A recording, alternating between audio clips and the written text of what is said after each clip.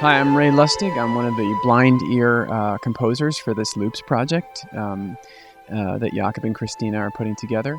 And Jakob has written a brilliant piece of software.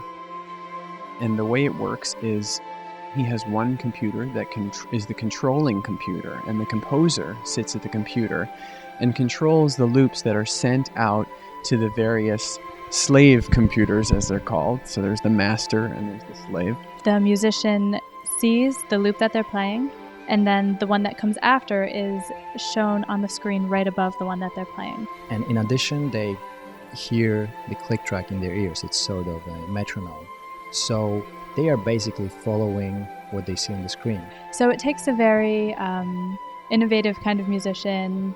We really look for musicians that have our kind of attitude towards new music and musicians who are willing to experiment.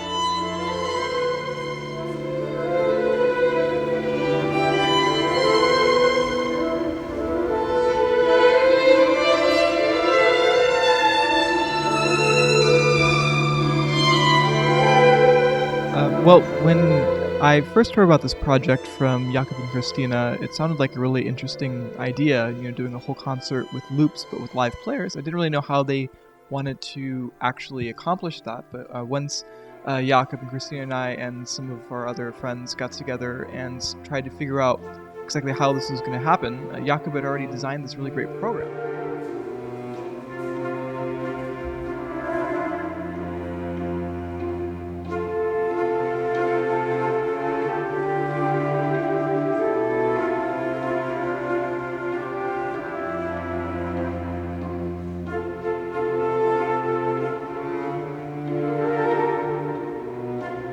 We are not afraid of cycles in music. We want to repeat certain phrases, and I think it comes partly from minimal music, but also from pop music, and most of the pop music is based on loops. And this is something that we don't really see in classical music.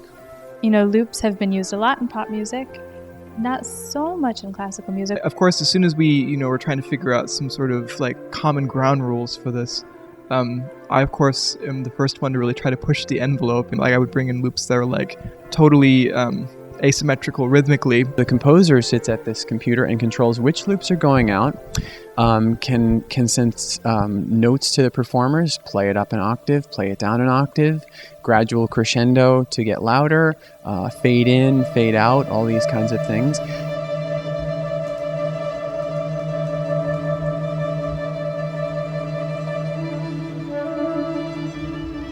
And they can also phase away from each other, so they can start to play the same music at slightly different tempos until they're desynchronized from each other, which can be a very beautiful effect in music.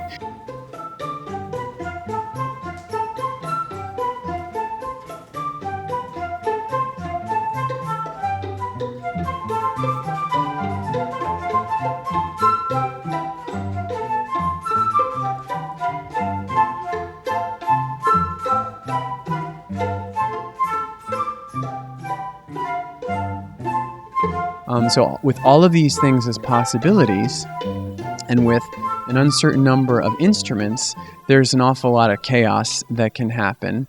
And the trick for us as composers is to embrace that feeling of losing control and sort of learn how to corral things in ways that are compelling.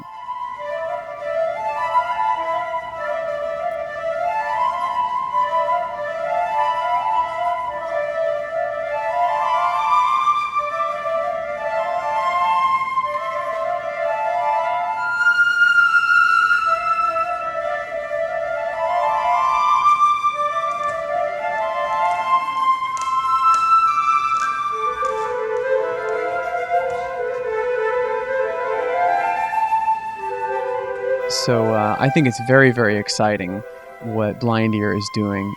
It's a whole new way of thinking about composition for me, and it's a tremendous challenge, and it's also extremely inspiring.